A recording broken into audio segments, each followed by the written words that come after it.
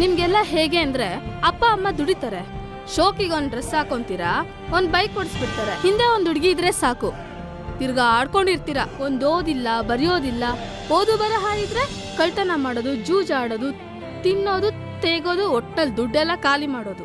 ದುಡಿಯೋದಕ್ಕೆ ಯಾರೋ ಇರ್ತಾರಲ್ಲ, ಹೆಂಗೋ ಒಂದ್ ಚಿಂದಿ ಉಡಾಯಿಸಿದ್ರೆ ಆಗೋಯ್ತು ಅಲ್ವಾ? ಇನ್ಮೇಲಾದ್ರೂ ಹೆಣ್ಮಕ್ಳನ್ನ ಅವ್ರ ಪಾಡಿಗೆ ಅವ್ರು ಬದುಕೋಗ್ಬಿಡಿ, ನೀವು ಬದುಕಿ, ನಿಮ್ ತಂದೆ ತಾಯಿಗಳನ್ನ ನೋಡ್ಕೊಳ್ಳಿ, ಕಷ್ಟದಲ್ಲಿರೋರ್ಗೆ ಸಹಾಯ ಮಾಡಿ, ಪ್ರಯೋಜನಕ್ಕಾದ್ರೂ ಬರ್ತೀರಾ. ಒಟ್ನಲ್ಲಿ ಪ್ರಾಮಾಣಿಕವಾಗಾದ್ರೂ ಬದುಕಿ. ಹೌದು, ನೀವು ಹೇಳೋದು ನಿಜ. ಹೆತ್ತವ್ರಿಗೆ ಮಕ್ಕಳು ಯಾವತ್ತೂ ಭಾರ ಅಲ್ಲ. ಹೆಣ್ಮಕ್ಳು ಅಂತ ಆದಷ್ಟು ಬೇಗ ಮದುವೆ ಮಾಡಿ ಕಳಿಸ್ಬೇಕು ಅನ್ನೋದು ಇಲ್ಲ. ನಾನು ತಪ್ಪು ಮಾಡಿದೆ. ನನ್ನ ಮಗಳು ಸುಖವಾಗಿರ್ತಾಳೆ, ಬೇಗ ಮದುವೆ ಆದ್ರೆ ಅಂತ ಎಲ್ಲ ತಯಾರಿನೂ ಮಾಡಿದೆ. ಆದ್ರೆ